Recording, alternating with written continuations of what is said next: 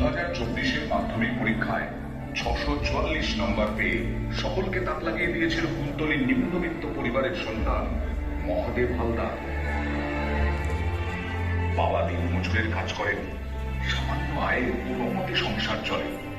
এহেন পরিবারের সন্তান কুলতলি জামতলা ভগবানচন্দ্র হাই স্কুলের ছাত্র মহাদেব ছোটবেলা থেকে স্বপ্ন দেখেছে জীবনে বড় কিছু করা। প্রতিদিনের অর্থ কষ্ট, পরিবারের নানান প্রতিকূলতা তার ইচ্ছে শক্তির সামনে বাধা হতে পারেনি। বিজ্ঞান নিয়ে পড়া মহাদেব চায় বড় হয়ে ডাক্তার হতে। ছোটবেলা থেকেই সে দেখেছে গ্রামের মানুষ অর্থের অভাবে চিকিৎসা পাননি, দূর দূরান্তে ছুটে যেতে হয়েছে ডাক্তার হাসপাতালের সন্ধানে। রাত বিরেতে যখন গ্রামের কেউ অসুস্থ হয়েছেন তখন হয় ডাক্তার জোটেনি, নয় অর্থের অভাবে চিকিৎসা জোটেনি।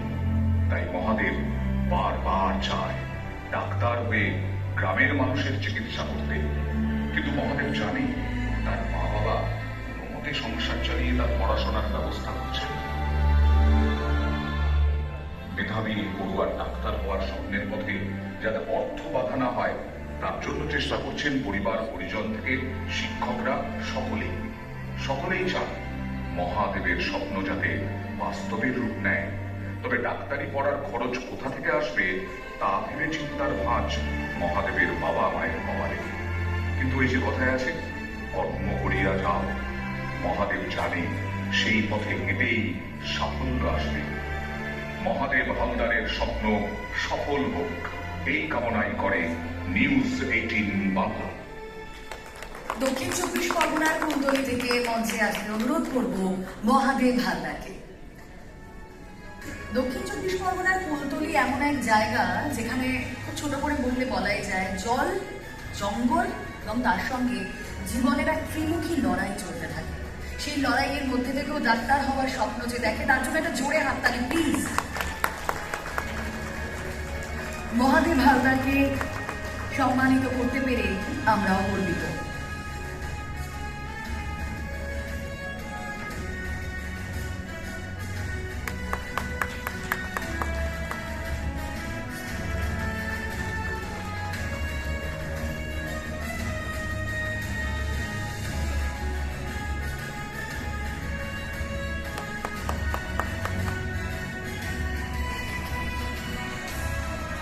মহাদেবের মুখের এই হাসিটা আরো চওড়া হোক, সেটাই আমরা চাই।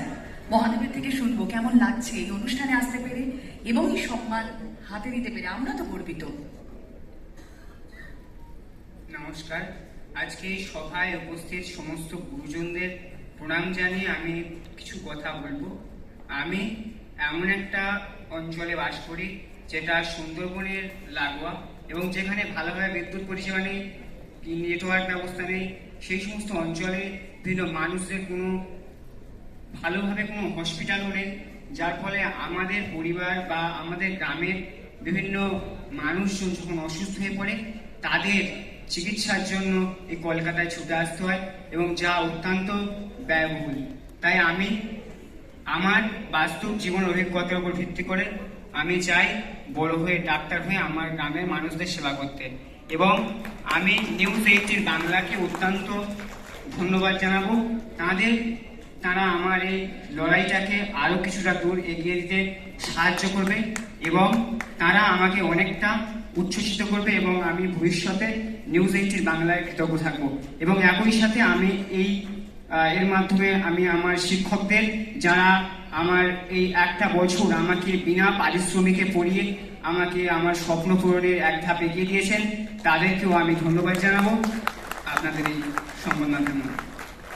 অসংখ্য ধন্যবাদ মহাদেবকে আসন গ্রহণ করার জন্য অনুরোধ করবো। আসলে সত্যি এরকম কৃতি ছাত্রছাত্রীদের পিছনে যারা থাকেন, অভিভাবকরা তো বটেই, থাকেন সেই শিক্ষকরা যাদের কথা মহাদেব আজ তুলে ধরলেন বিনা পারিশ্রমিকে। তারা মহাদেবের মতো কৃতিদের আরো খানিকটা এগিয়ে দেন। সেই এগিয়ে দেওয়ার রাস্তায় আমরা খানিকটা মহাদেবের হাত ধরতে চাই।